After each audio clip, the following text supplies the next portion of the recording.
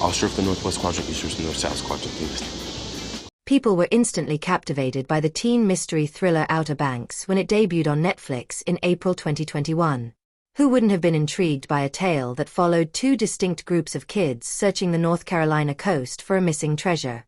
4 years have passed since the series was initially made available to the public, and with each new episode, its fan base keeps growing. We're prepared to delve back into the world that John B., Chase Stokes, Sarah Madeline Klein, and their pals are engrossed in, especially since Season 4 is divided into 2 parts, with the first episodes airing on October 10th.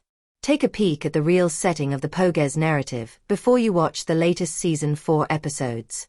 Let's take a closer look at the actual settings used for filming Outer Banks.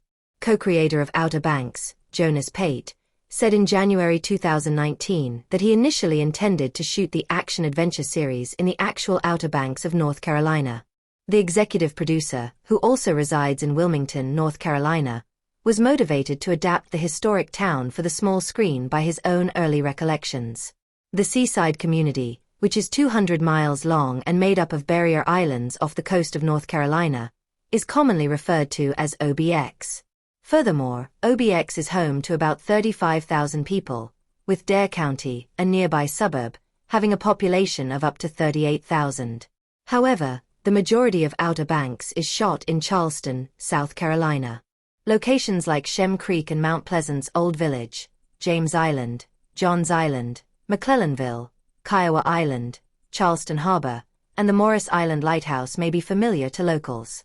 Additionally, the play has visits from Pitt Street, Hunting Island, the Hunting Island Lighthouse, and Lowndes Grove. However, South Carolina isn't the only place where the program has filmed. The show really traveled to the regions surrounding Port St. Charles, Barbados to film the tropical island sequences that were essential to the season when the plot of Outer Banks' third season revolved around an aircraft disaster in the Bahamas. Although Jonas was adamant about staying in North Carolina, he and his team agreed with Netflix's choice to relocate production to South Carolina, which is around 500 miles away. This resulted from House Bill 2, an anti-LGBTQ law in North Carolina that mandated transgender individuals use the public lavatory that corresponded to the sex they were assigned at birth. In 2016, it was first passed. After being partially repealed the following year, the measure became known as HB 142, a substitute bill. The House bill was still in existence when Outer Banks started filming its first season in the summer of 2019. Thus Netflix decided to focus its creative efforts elsewhere. According to Jonas, "I was thrilled because I love Charleston and it's been fun to watch it grow and change," NBC News WCBD Charleston said.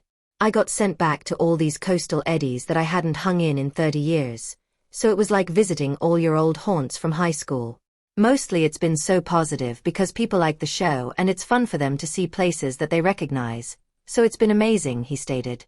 "It's hard to shut down pieces of Charleston, so we were just super thankful."